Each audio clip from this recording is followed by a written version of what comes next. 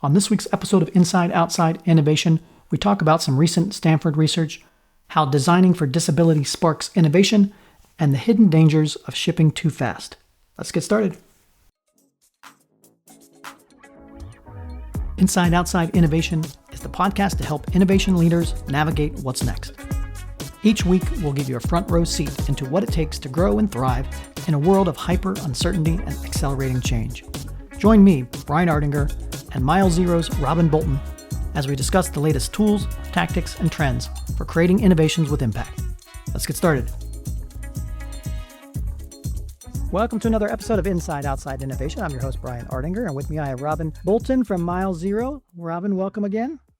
Thank you again. We have another amazing week ahead of us here. We wanted to share all the exciting things in the world of innovation that we're running across. First, I guess we'll get right into it. We've got a number of articles that have touched our lives here. The first one I want to talk about, Stanford just published an uncomfortable paper looking at LLM reasoning, and some of the findings were kind of incredible. Basically, the gist of it is if you look at the LLMs, it sometimes goes to a point where it is creating an environment where it's leading you to believe that it is confident in its answer, but it is not. For lack of a better term, that is what it's all about. I mean, it's so perfectly worded. This is worse than being wrong because it trains users to trust explanations that don't correspond to the actual decision process. And I will say, I've seen that time and time again using different LLMs and have totally fallen victim to it. Is I'll kind of quickly scan the response, really read the end when it kind of gives me the key takeaway. I'm like, yeah, that sounds right. And then go on. And then it's only later that I'm like, oh, I fell victim to AI work slop because the reasoning doesn't hold. So it's an easy trap to fall into and a good one to just constantly be on guard for. Yeah, the fact that the models produce unfaithful reasoning gives you this, you think this is a correct answer, provides explanations, but when you ask it to explain it, the actual logic that it explains back to you is wrong or incomplete or fabricated. So it provides that sense that you're on the right track, but the LLM itself can't reason. And that inability to reason will take you down particular paths. And even to the extent you could even change a single word or a phrase within your prompt, and that can take it down a particular path that, again, logically, it doesn't make sense. And so it's not consistent, even down to the word of the prompt that you put it into. So all that to say, it's getting better, but it's still not a thinking device, and it's not a reasoning device. So be careful when you're using these particular methodologies, and that don't be 100% confident in everything that comes out of it. Yes. Trust but verify. There we go. Or maybe don't trust and still verify. All right. The second article from HBR is How Designing with Disability in Mind Sparks Innovation. So this was a great article. Oftentimes, I think when we're building new innovative things, we think about the amazing things that we're going to create. And this article talks about how oftentimes you can think about it differently and actually create new things by designing for the marginal case or folks, for example, with disabilities. You can design for amplifying use cases that don't normally happen, but by focusing on that, you can actually create new innovations and new ways of thinking about how to develop a new product. Yeah, this is such a great reminder and great call to action for innovators. And it reminds me, I think, as I mentioned to you, one of my favorite stories, which is about OXO, the kitchen tools, the can openers, the spatulas, all of that, and how they were originally created for people with rheumatoid arthritis.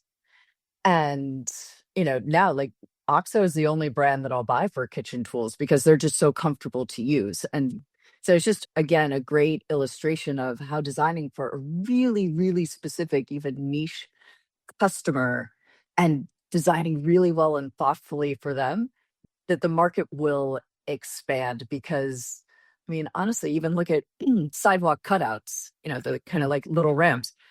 We all use them, but they were made because of the ADA, the American with Disabilities Act. So find a really awesome niche and delight those folks, and you'll be surprised kind of what comes along. Yeah, the article talks about an example. I think it's Butte is the company. They created the walk-in tub, and people were like, "Why is this kind of crazy idea?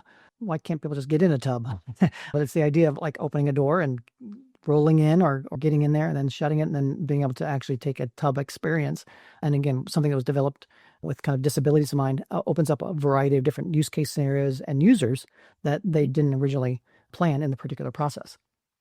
The last part about it is, as a product developer, software developer, etc., you can use this methodology to think about new ways your product or services could be used by narrowing down and saying, okay, what if we had to design this particular product or service with this in mind? How would that change the dynamics? How might that open up new opportunities for us and new markets that we never thought of before? Constraints drive creativity, always. And the last article is from Product for Engineers. It's called The Hidden Danger of Shipping Fast.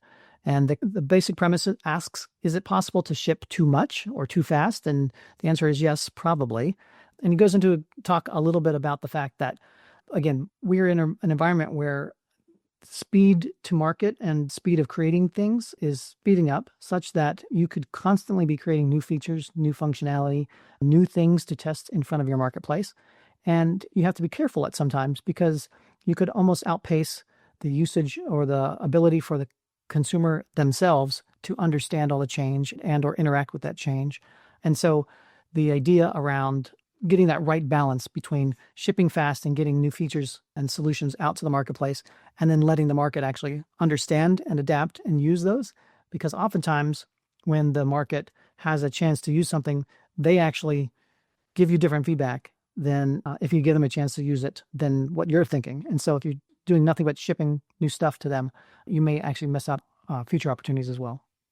I love this in so many ways because, speaking of constraints, this article mentions the theory of constraints. And one of the principles that it lists is that when upstream output increases without increasing downstream capacity, the system destabilizes.